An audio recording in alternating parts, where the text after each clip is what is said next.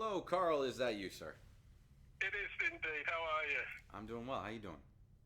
I'm good, thanks. I'm good. Just finished eating myself now, so I can settle down. That's So how that's you been? you know what? That's an interesting way to say it because if I had just watched Hannibal Lecter or something, to say I was just eating myself would be a very morbid statement, especially around the Halloween season. But I know that's not what you meant. Um, No. I'm doing well. Obviously, we're recording, and I'm trying to be humorous. Um, with that, I wanted to say that to my listeners, Carl and I began this conversation a few weeks ago, and I had said at the time that I like to cut these into 1 hour as best I can because that seems to be the attention span of our audience. Um, I've said that to other people since, and they've been like, "What are you talking about, man? You could go 3 or 4 hours and people would listen." And Oh, that's that's a tight one. that was I'm not sure if sorry. Go ahead. I'm not sure if I can manage that one. You know what? I get what you mean. I don't know if I could either, but I've watched a few Joe Rogan podcasts since, and his typically do go 3.5 hours, and there's no moment of awkward silence or even an agenda being kept. It's just a great dialogue between two people. Usually on his show is a lot of conspiracy theory type conversations that he Yeah. takes. But I find it interesting that yeah, he's one of the biggest podcasters, and he's doing 3.5 hours, and people are listening. So I think you got to take into consideration the nature of his fan base as well. Maybe because he's the leader in that field, people will stick with him because they think he's gospel. But a lot of the time, that's a lot of people's time. Obviously, if they're just putting it on and doing stuff, they can potter around. But I think with your drum and bass crowd, they'd rather listen to music for that amount of time than someone talking about it. I hear you. And to be honest, I'm a kind of person that when I listen to a podcast, I put music on and then do things. I can't put on a podcast and try and do something else because I'm not listening to the podcast. And I like listening to the dialogue of these people. So, yeah, it's like baseball versus hockey. I say, like, if you're a person who knows about those sports, you know that baseball's the kind of game you throw on and then maybe you start cooking dinner. Whereas hockey, it's like, yo, the game's on. You better be watching because something's gonna happen. Yeah, very true. With that, I guess, dive back into what we were talking about. Um, Silly me didn't actually listen to the last bit, but I think I know where we left off, and we were talking a lot about hard leaders. Um, the late, I believe his name was Peter. Sorry, Yeah, Peter Harris. He Peter was in Harris. charge of kicking. Okay, and Yeah. that's what I want to dive in. You mentioned kicking, so can we talk more about like do you know about the beginning of Kickin' Records and when Hard Leaders became affiliated? Can you share that with me? So Kicking Records was a hardcore label. I'm just going to confirm. It would have started early 90s. And then 1988. right. So I think its big hits didn't come in until a bit later on. Okay. So the B was a big UK chart hit. And that allowed the label, yeah, 88 it started, and then I suppose the Scientist, the B was their big tune, and that was a chart success, so that helped finance the label, and they had a house label as well. Kicking went from kind of hardcore to techno, which was kind of natural progression, and it went. They also had a series of labels that Kicking would finance, and Hard Leaders was one of them that started in late '94, but the first release was in '95. So it started from that. I was kind of given a budget and told to get on with it, and then just not to lose money. Well, what was So Hard Leaders at that moment, Carl? Was Hard Leaders already an established label as its own with its own tunes? You're saying your first. not at all. Not at all. So what happened? Previously, they had Hard Leaders was more of a compilation setup, and it was a name given to like a couple of compilations that were like various jungle compilations from the time. It's definitely embedded in jungle, and so that was a compilation start. And then we just kept the name when the label was decided to be rebooted, because previous to that the label was Conqueror, and the guys called Noodles and Wonder ran the Conqueror label, and that was a classic label in itself. Lemon D and Dillinger was on Conqueror and released as Dillinger on Conqueror, and Lemon D as Lemon D. So that's when I was able to reissue Manhattan Melody. I put that out, and then there was an earlier Dillinger release as well.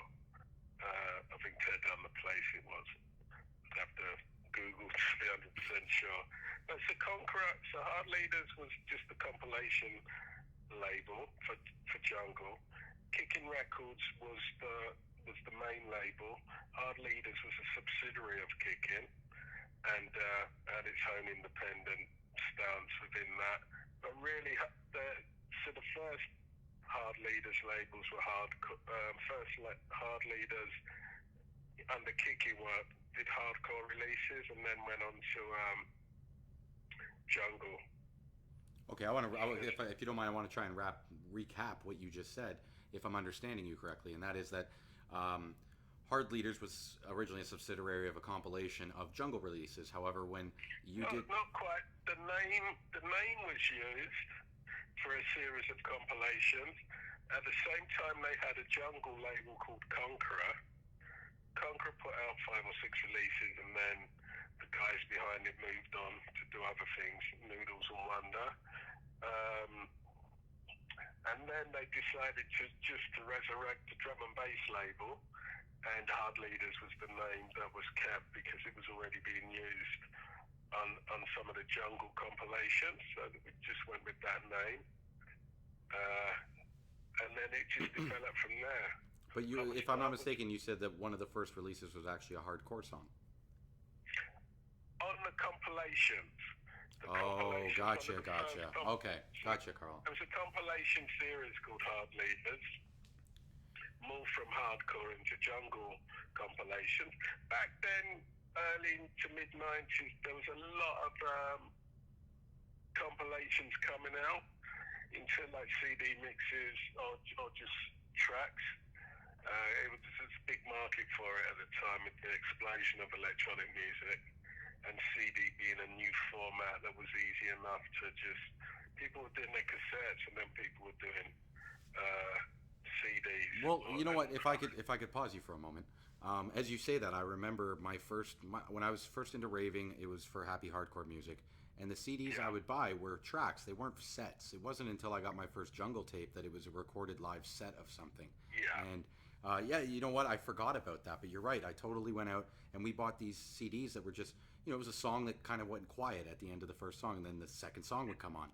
Yeah. Definitely. No mix in there. They just...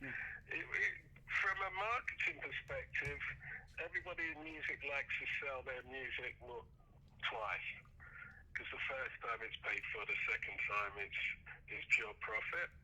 So you put out your releases, or you'd in these Hard Leaders compilation cases, the early ones, they were licensing. There was a big deal in licensing other people's music. And you put it on the compilation, and then people make their royalties that way. You see it less and less now, simply because it's so easy to release music digitally, and you don't, to be perfectly honest, the digital music has cut out a lot of the expenses. You don't need the factory to store the music. You don't need the trucks to take the music from the warehouse to the stores. So you cut out that side of it in terms of manpower. Back in the day, your music was kept in a warehouse and then put onto trucks and vans, and people delivered them to record stores. So with the birth of the digital age now, obviously a large amount of music's available to purchase just online directly, and obviously you're seeing a revival in vinyl, and specialist shops are working on this. Collect a lot of collected music, i.e. second hand, is being released. Obviously there is new vinyl being made, not as much as in its heyday, but it's still out there, and you get the option. Maybe the digital download has definitely taken away the CD market, because CDs compared to digital downloads are quite expensive to prepare. You've got your packaging, distribution costs, and that just a physical stock. Your digital is stored on the cloud, so it's less it's less of an actual logistics involved. It's also for well, it makes total sense. And the DJs I've been talking to, I'm sure they love traveling with a USB rather than 6 carry-on cases for their records. Oh yeah, gone are the days where you just had one set. Well, that's why the classic era of drum and bass, everyone played an hour set, because they just bought an hour's worth of music, all your bangers and your exclusives, to make an hour set. And drum and bass, especially in those early days, you played your hour set. DJ went on to, especially in UK, DJ went on, especially if they're a bigger DJ, they wanted to play another night somewhere or two. And so they had their set, the records, they played them. Now you've got USB stick with so much more music to pull on. I think sometimes it gives the DJ too much choice, because you're going through a set, and you can say, all right, the vibe's going this way, the vibe's going that way. But if you've got 30 records in a box and the vibe's going a certain way, you've really got to work on your DJ skills to maintain the floor, because I've only got these records to play. What's working? How do I make them work? Whereas I've seen it with like USB or laptop, you've got so much music on there, you're dabbling away, and you're playing a bit of this and you're playing a bit of that, and sometimes the sets can be a bit change a lot, because you've got so much of a choice. Yeah, no, I'll expand on what you're saying.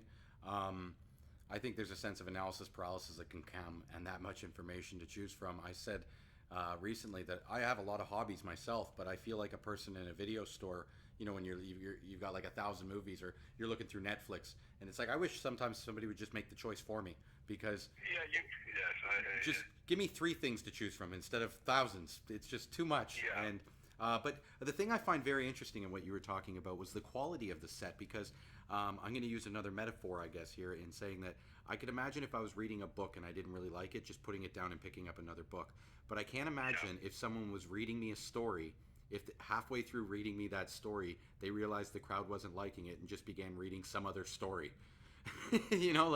So, and that's what a DJ's doing. Like, the best DJs I've ever seen perform have a way of, okay, here's the beginning, you are now in the middle, and we are about to go to the end. Like, you feel them take you through that journey, right? It's a magic saying, a DJ takes you on a journey. So some generations that's lost on, and some kind of hark back to those days. But it's really it's that ability to take you away from yourself in that time they're playing. When the set's really good, or in the club's rocking, it's such a special vibe that you're taken away from what's actually going on. Mm-hmm.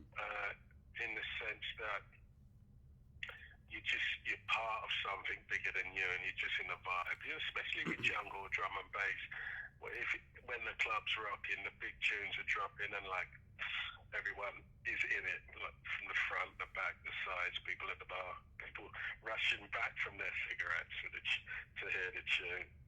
That's right, yeah. Or here in Canada with their joints now. Yeah. Right. But remember, children, you can't smoke your joints in the club. No, hold on. Carl, hold on. Children, if you're going to smoke your joints in the club, don't let them catch you. That's the rule. You heard a wise voice there. I can't lead people astray, but that is the art of doing anything in the club. You're not meant to. Don't get caught. Don't broadcast it. I'll tell you. Hold on. I'll share a funny story. I was down in Buffalo for a party there, and I was with 4 friends. They were somewhere else. I was dancing on the floor. I decided to light up a joint, and just as I lit the joint, I saw that the security guard at the front saw me and began his way towards me. But I pretended like I didn't notice him, And in that moment, I threw the joint behind me and just kept dancing. And he came up and he grabbed my hand. And when he grabbed my hand, he put the flashlight on the ground to see where the joint was because it wasn't in my hand. And as he began looking on the ground, I took off my shirt, took off my hat, took 3 steps to the right, and kept dancing. And he came up with his flashlight and began looking around, couldn't find me. And he just made his way through the crowd like, where is that guy? And I knew if he found me, he was going to kick me out. And I was in Buffalo with no ride. And I'm like, that was so close. But be prepared for that if you're going to smoke your dupes where you're not supposed to smoke them. That's initiative, right? You moved into someone else on the dance floor. I totally did. Split second. I morphed. You had no ride. I did it, but that was the drugs that let me do that. I would not be so slick today. I would have done one step, stepped on my own foot, fallen on my side. That's how today would have gone. But I was young and slick when I did that move. Sorry, I think we got sidetracked a little bit there. But no, we're talking about the art of a DJ, and the thing that to once again expand on what you were saying, I think the most disciplined DJs, although they can load those USBs, they go into the set with a plan, and I get what you mean. We have much more of them now today, and some of them do read the crowd, and based on what the crowd, like I'm wearing a shirt right now, Carl, that says, no requests, I'm a DJ, not a jukebox. And it's because I know that's how DJs feel when someone's like, hey, can you play that song? But that's been going on forever. Because back in the day, DJs did take requests in certain styles of clubs when there was more of a pop format of music. And you could, for example, the top 20 tunes in vinyl days were the biggest selling tunes in the country. So if you were playing out or at a dance or something, people would come up and say, oh, you got that tune, it's the hot one it's the hot tune.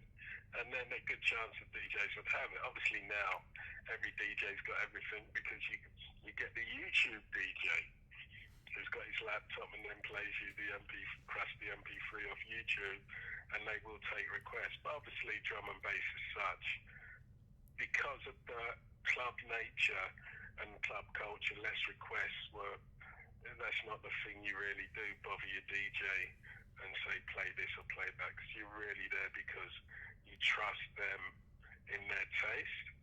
And I've always seen with the request scenario, it's usually people that don't understand the music they're listening to and just want to hear their own thing, or they're just super drunk and don't care, or another state where they just haven't got a clue what they're doing.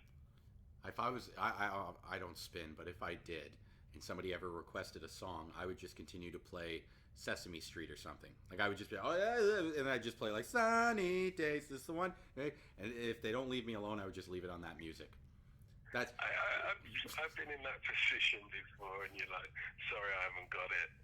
And it's the art of being graceful when you're dismissing somebody. Well, you know what? I've seen some great videos of DJs that have. The most recent one that I loved was a guy just turned off, like he took his headphones off and gave them to the girl and let her come up on the turntables and told her to find the song she's looking for on his playlist. So what ends up happening in the video is 5 minutes into it, obviously, his song stops playing. So now it's silent. Yeah. And then you hear the crowd just start booing. And you hear people saying, like, get up, get her up. And he's like, she's trying to find the song she wants. Leave her alone.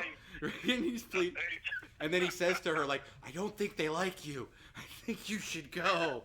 And of course she walks away, didn't she, with the tail between her legs, not thinking, I'm never going to do that again. Not even, Carl. She was so drunk she didn't even realize. When people were booing her and stuff, she was so like over the turntable. She didn't learn her lesson, but it was a funny example. Moving on, I want to bring up a question that was asked to me. I want to hear your opinion on the topic, and then I'll share my own. Somebody asked, in a 2-hour jungle set, how many songs on average are played? How would you answer that question, Carl?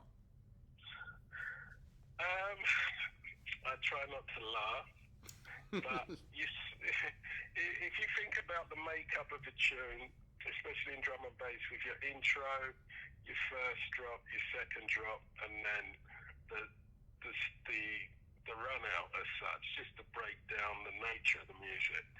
Uh, you've, if you use your first drop, you're coming in with the tune within 2 minutes.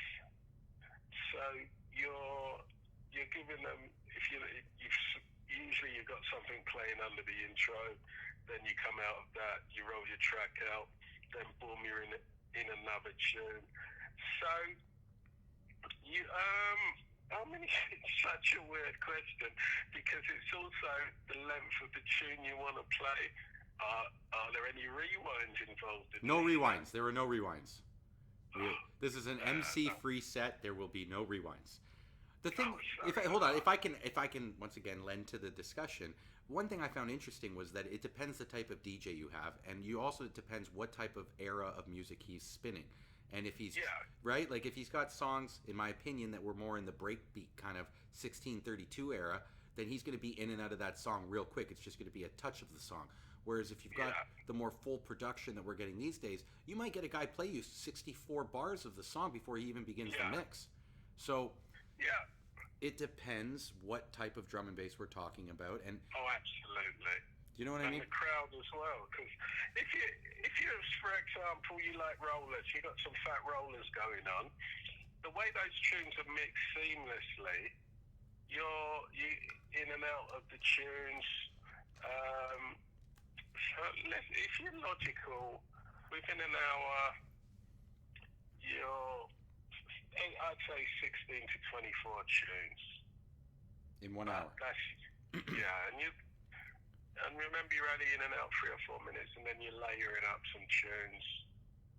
So it's hard to say. But back in the day, record bags carried 30 tunes, and 30 tunes was enough to play an hour set without you using every tune. And then remember you got the B-sides as well, or the double A's. So 15, 16 tunes, depends on how the mix is going and what you want to do. Because the most of the tracks are 6 minutes long. Obviously you get longer now, but I'm kind of thinking a club, unless the tune is building and building, you're not always going to get it from start to finish. It's very rare you will, because sometimes an intro is so stripped down that when it's played by itself, it can lose a crowd, because obviously your intros are made for, in a technical sense, to be mixed in and mixed out. So it doesn't always sound the same. You know the tune coming in if you know the tune, but it will sound differently in the mix. And I think now there's a whole generation that just prefer a mix to actual individual tunes. I see that a lot with people only wanting to hear sets, and rather than the individual tune that makes up the set. It's just a different way of listening, because you've got a whole generation that, like yourself, have grown up on the mixtape, on the mix scenario, and they stream mixes now. They're not so much worried about individual tunes. No, I totally get what you mean. Kind of goes back to what we were saying about in the earlier days, people buying these single track CDs versus where we are today. There's no going back. I'll still buy the CDs, like when I think the last CD I bought was an Aphrodite. It wasn't. It was they released a tribute CD for Stevie Hyper D, and they had mastered a bunch of his vocals. It's called The Legend. And I purchased that CD, and it was awesome. And still, though, to this day, my favorite Stevie stuff to listen to are full sets. I don't think I'd buy a Kenny Ken album. I don't think I would. I like listening to Kenny Ken via his music through his sets, not through. Buying. That's the thing, because you're listening to someone on the dance floor rather than someone who's full as a producer and wants to know their style. But and that's the magic of the music. How you listen to it, how you interpret it is entirely up to you. There's no right or wrong rules whatsoever. It's just now that it's funny with DJs, either they got the laptop or they got the USB. And I think with the laptop, sometimes it can be difficult for those DJs to look interesting. Are we talking like Serato? And you forget the actual program. The DJ's got his laptop on in front of him, and the way he's positioned, a large amount of the time he's looking at the laptop as well as the dance floor. And because you've got to focus on the track listing as such, that can make the DJ less focused on the dance floor. And what I'm trying to see, sometimes I've watched DJs playing behind the laptop as such, and they look like they're doing the accounts. I agree 100%. To be honest, I've never seen that at a party. I've only seen that at weddings. If I ever saw what you're describing at a jungle jam, short of Serato, where usually it's positioned pretty well, so you can't tell because the guys are still touching the records and stuff. But Yeah. that would really, because I've also seen the polar opposite of what you're talking about, where you got a guy who's really jamming out, but then you look down and the wires aren't even connected on the mixer. Yeah. And so that's just as bad to me. When you tell me the laptop story, I'm like, that's the same as the guy whose mixer isn't plugged in. Oh, absolutely. That scares me because of the way you can be a DJ now, in terms of when everybody had the same, we played from vinyl, everyone had the same kind of skill sets, and it was their ability to mix and their ability to create a set. And the classic mixers can sometimes put music together and make it sound differently to everybody else. I'm not saying that now the DJing quality is bad. I'm just saying that is the techniques have changed. And I for one, when I see a DJ dancing around, I'm just wondering if he's prepared and rehearsed those moves beforehand as well. What I'd say is, I know you're a really nice guy and you don't want to bluntly say it. There are some horrible DJs. They're not DJs. There's some horrible people that get on turntables and think they're DJing. But that doesn't take away from the great DJs that are performers, they're artists. Oh, no. It's the money aspect. The industry has changed now. You've got a move away from individuals, bands and pop stars to pop star DJs. So there's a new era of marketing behind it. And the industry's changed immensely in terms of it used to be run by fans and music lovers and just enthusiasts. Now it's run by sort of business people, very well educated business people that have come in and seen a DJ as a commodity. When I first used to book DJs, DJ already had a fee. Now you kind of have to barter with the agent, and they're like, make me an offer. So which is the art of negotiation. As soon as you make an offer, you lose, because you're the person that has to. If you make your first offer, they say no. What are you going to do? Walk away or make another one? So in that terms of bargaining, it works out in favour of the agent. Whereas before they would just give you a fee and check on availability. Now before you got to book the artist, you got to make an offer. Same like a lot of the time with people buying houses now. It's not how much is that house worth, it's how much the offer is you're paying against someone else who wants to make the same decision. So yeah, the art of music business has got very cutthroat as well, because it's been around a long time, and you're seeing how much money can be made out of electronic music. Obviously hip hop is new pop music, so there's trillions worldwide of dollars involved. If I could just say, to the hip hop stuff that's coming out now is nowhere comparable to what was being made in the past days. I wouldn't say that that's the same for drum and bass. I don't think we've declined in the, like, when I really don't understand this mumble rap stuff. I'm not personally a fan of Drake. In my opinion, the MCs within drum and bass music would put guys like Drake to sleep. If you put Drake on up against MC Det, lyrically, physically, his charisma and everything, I just don't get it. I don't get how people like Drake are as successful as they are when I see, in my opinion, much more talented and able people that are still unheard of by millions.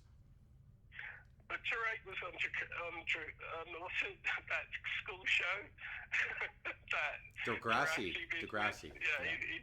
They loved him in the States. He's got a fan base. It's, pop is the art of managing an image.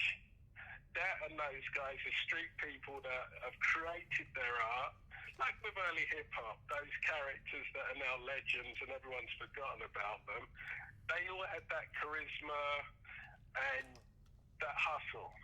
So when they were in front of the crowd, they performed. And the thing you get with that, especially, he was a pirate radio DJ. So they had they practiced and practiced with the amount of years of experience on the road or on the radio, so they can perform a show to anybody, and they're just seeing a younger generation come up now and see what they've been doing for years. And as you say, they're very good at what they do. But it's just an attitude of commercialism that's crept in, and maybe that's the good thing with drum and bass that's kept it as an underground commodity. It's a worldwide underground commodity, and it just grows each year with different generations. But each generation brings its own thing, and it brings its own desires to it. To me, I still like the jungle era of foghorn in the dance, and people looking more than demanding a rewind. I like that crowd participation. That's my golden era, because it makes those nights so unique. And I've always felt when you're in a drum and bass dance, it's the best entertainment you can get in terms of crowd participation, vibe in the place. Everybody's into it. And of course, hip hop has its element, but I think hip hop can be a bit sexist compared to the way drum and bass is a bit more encompassing. So, especially with women on the scene, it's a place they can go and hang out with their friends and have a good time. It's not so much of a harassment thing. I'm sure it goes on, and I've seen it, but I've always felt just because it's a little bit more low key, people tend to go because they're into the music and just want to have a good time and a bit more respectful. That's what I've always noticed over the years. Here's one thing I can say for both musics. I'd say are available to those extracurriculars going wrong, if you will. And the one taboo thing we have more in our industry that I wouldn't say hip hop suffers from is drug use, that somewhat can make people's behaviors absent. So I would say that we are susceptible to some, I guess, without going too deep into it, Me Too type movements within our industry because of... Yeah, no one's perfect, but right. at the same time, because it's less commercial, you don't always attract the worst kind of people.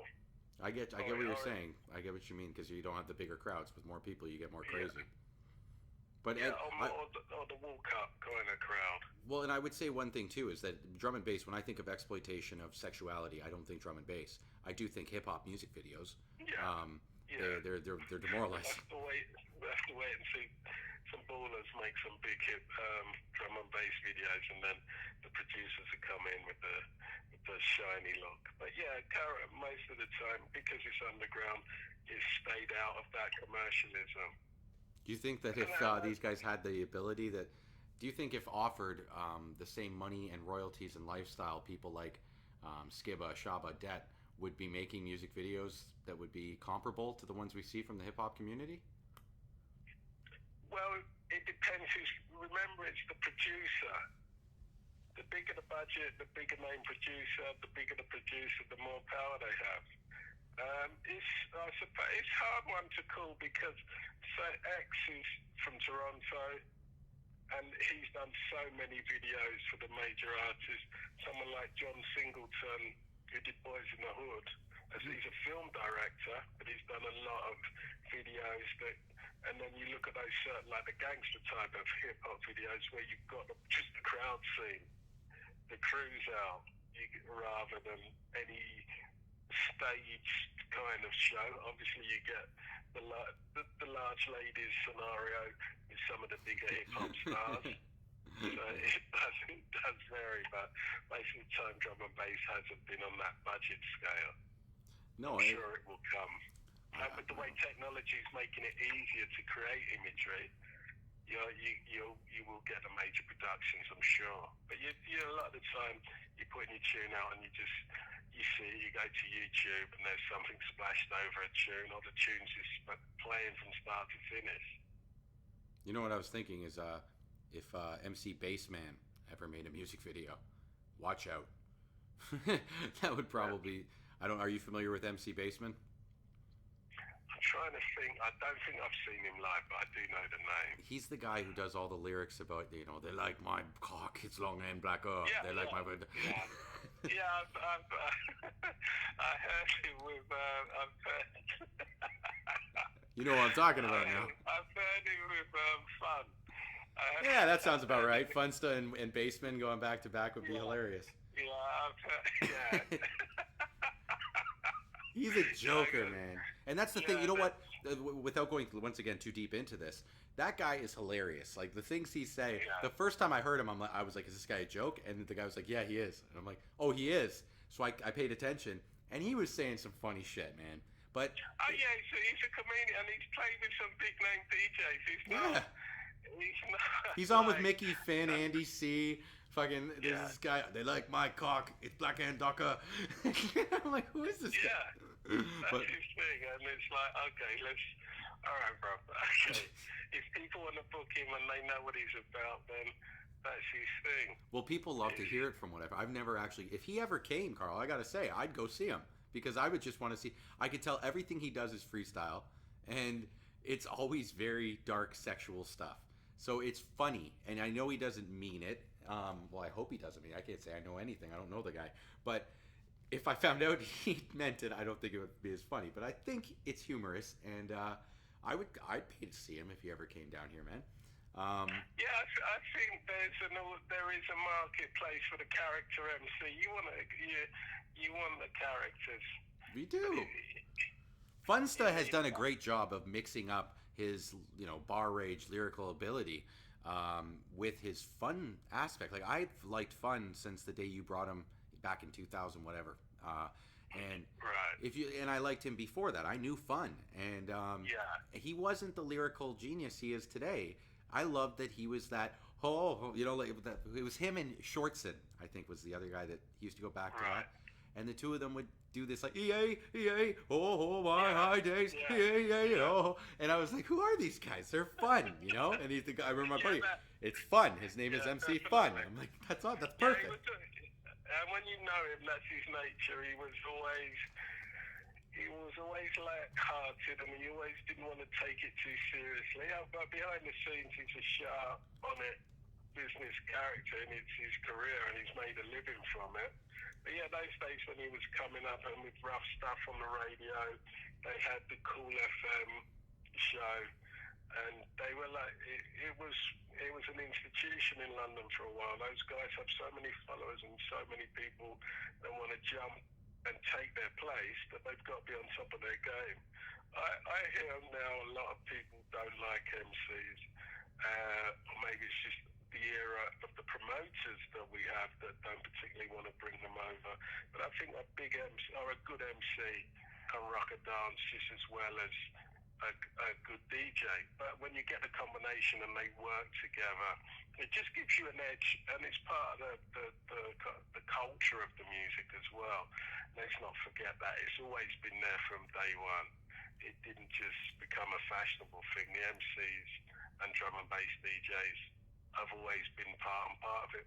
And obviously the culture of it as well is that you've got someone on stage looking out for you. You've got someone you're rolling with in a different country who's got your back.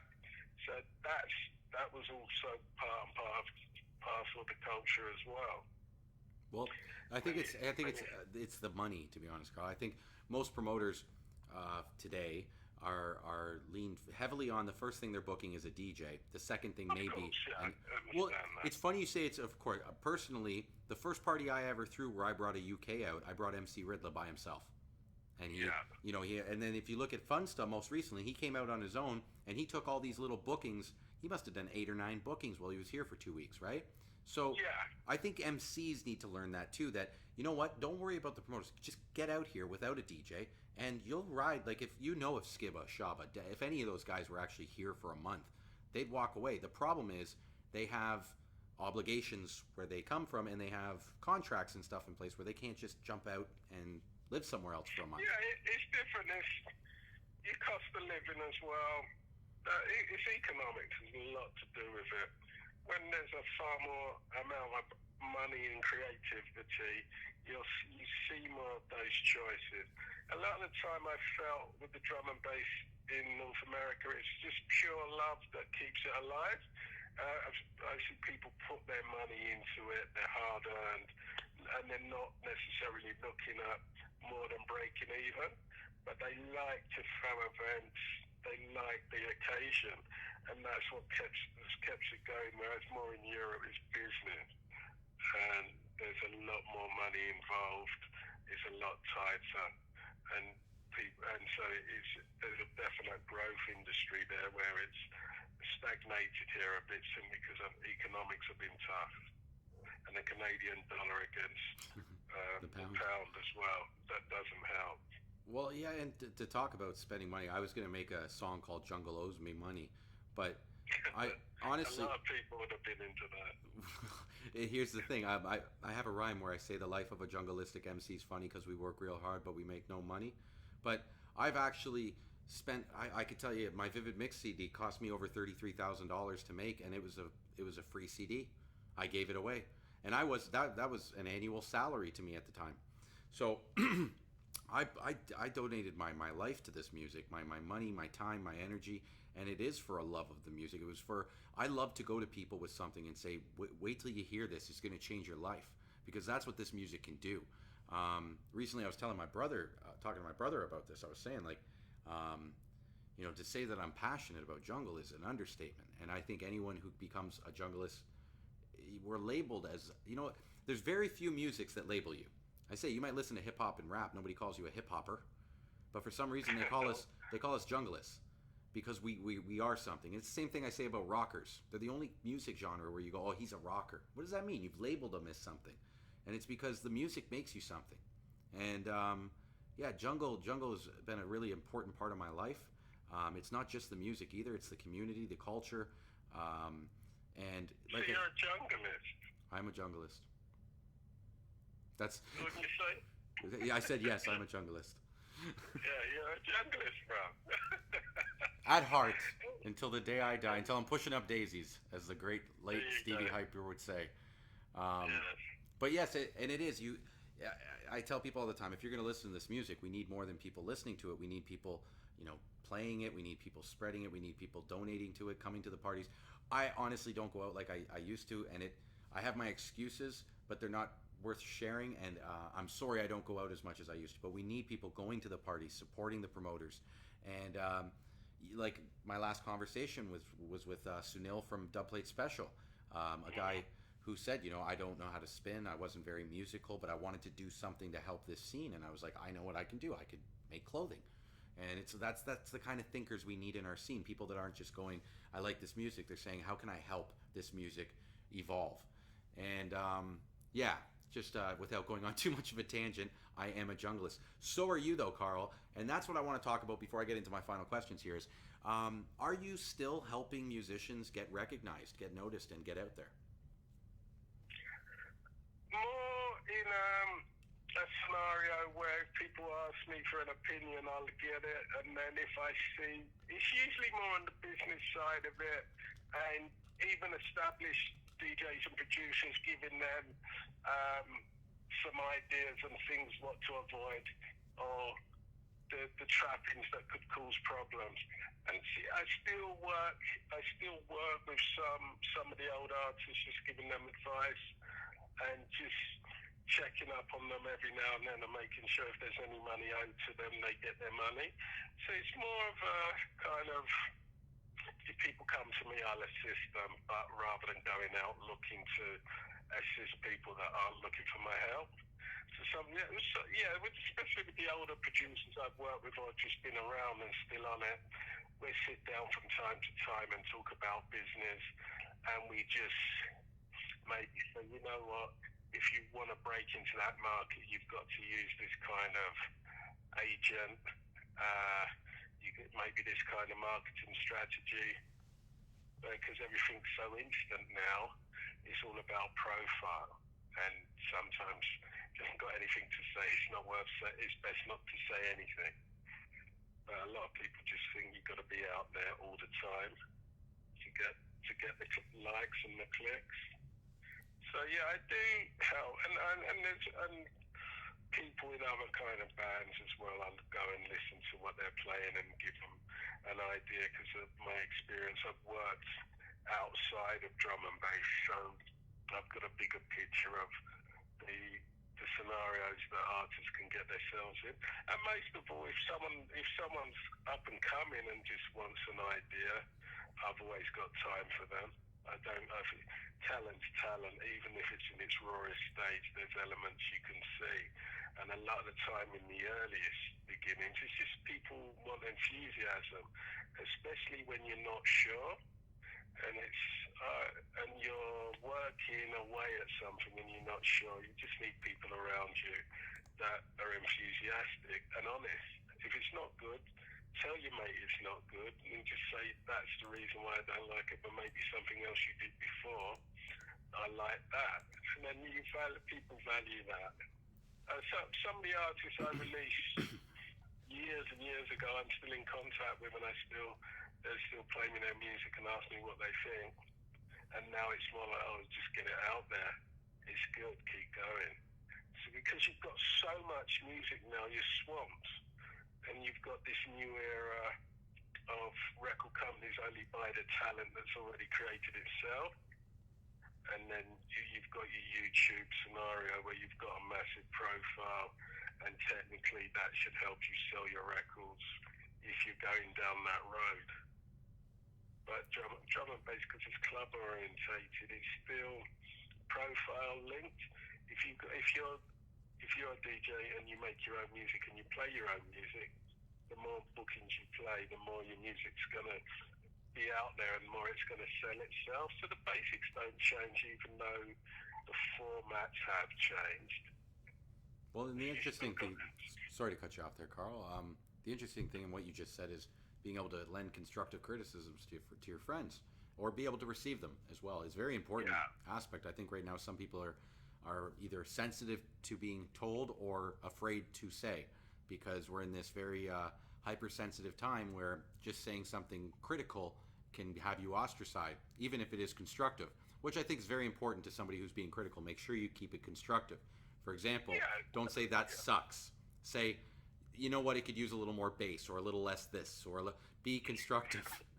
But to say it sucks because it hasn't got enough bass.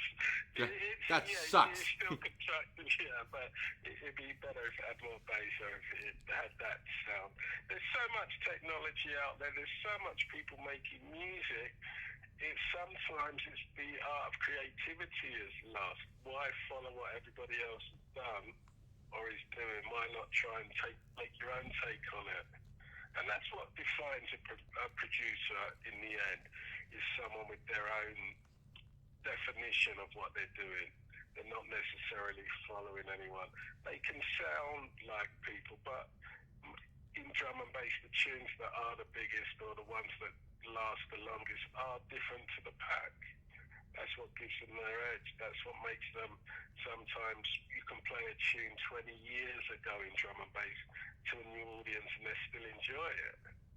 However much it's played, if it's obviously not maybe played from start to finish, but it's dropped in a set, it still works because we've got a history and a body of music now.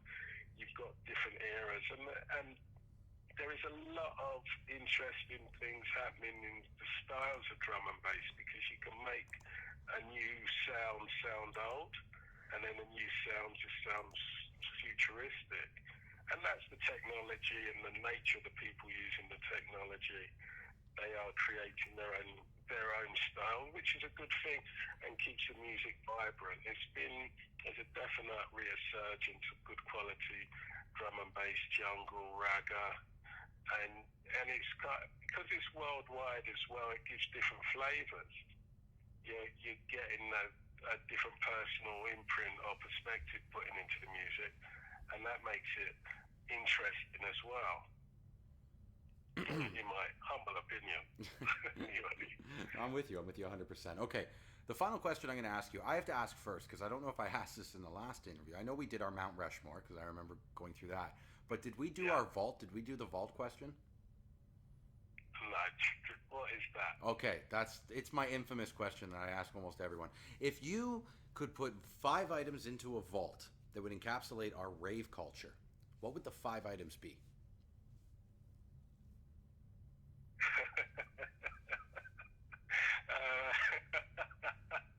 All right. For me, as a mature junglist and just been raving since they invented the damn thing, me personally, I'd have to put either a horn or a whistle in that vault. Okay. Just, and I suppose,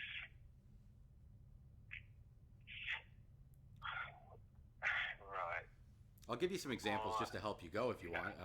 Other people had put like their favorite club because you can put a whole club in there. It's okay. They put their favorite. All right. Go ahead. Go ahead. Go ahead. Oh, then, all right. It's favorite club. There's been so many. So, it, you know, I put a doorman. I put a doorman in the club. A what? Sorry. The door person. The doorman, the bouncer. You put a bouncer. Yeah. Hold on, Carl. You're gonna put a bouncer in the vault by himself. No water, no air, nothing. Just a bouncer. But if you could put a club in, surely you could.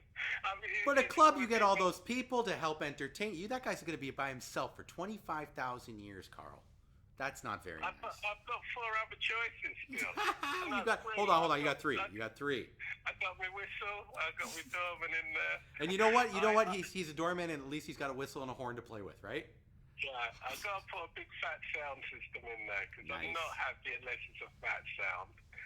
Okay. And then what do I put CDJs in there? Do I put turntable? No, I'd go old school turntables, fat sound. Hold on. You're telling me you're not going to put a laptop? No, okay, no. By then you just tune into music in the air and it just plays. you turn on your cloud wherever you go. It's embedded in your head. It's actually installed in your head. Yeah, and you trigger something. Oh, it's a ridiculous question just because of where my head's at. So we got door person in there. Be door person. You've got a door person, a whistle and horns. You've got fat sound system. a fat and a set of turntables. So you've got one more item. Yeah. One more item. I just have the biggest crowd of all the favourite people I've ever partied with in my life in there as well. But just because of those golden memories. And it's just, you know, anyone who's who loves your pods will know, you can go out, you can go to a club, you can go by yourself, you can go with the crew, and you never quite know what kind of laugh you're going to have that night out. And that's the magic of it, which maybe you can't bottle or put in a vault, but that's what I try and bring. Those amazing memories, that vibe of just meeting people you've never met before. You're in the club, you're in it, and everybody's in it. But, you know, you can meet someone in the lineup going into a club, just have a conversation, and you end up becoming great friends on the dance floor, at the bar. Just the culture of being in that environment where you all believe in the same thing, just having a good time, and if the music's good, that's what the essence to me is what you're trying to capture. Because I've always felt a good club is sanctuary. Wherever you are, whatever's going on in your world, in your life, you go inside that space and it's just golden. You're leaving there happier than when you went in. And I think that's the magic of the club experience, the drum and bass environment. And that's the thing I always want to. That's me, the magic of drum and bass, the club culture of it, and how people can just become part of something a bit bigger than themselves, and accepting of people and culture because of the music they love. So that's the sermon. I would chuck that in there. Just the best crowd of people I could get in one space. I think that was a great final answer, to be honest. It was poetic to hear you describe it. I loved it. It was almost like listening to Stevie. But here, I'm going to sign off to my listeners. Just stay on the phone with me, okay, Carl? Yeah, definitely. All right, guys, that was him, Carl Collins, the man behind Hard Leaders. I've known him for many years now and always has a smile on his face, I have to say. Pleasure talking to him. As always, thanks for tuning in. Until next time, guys, peace out.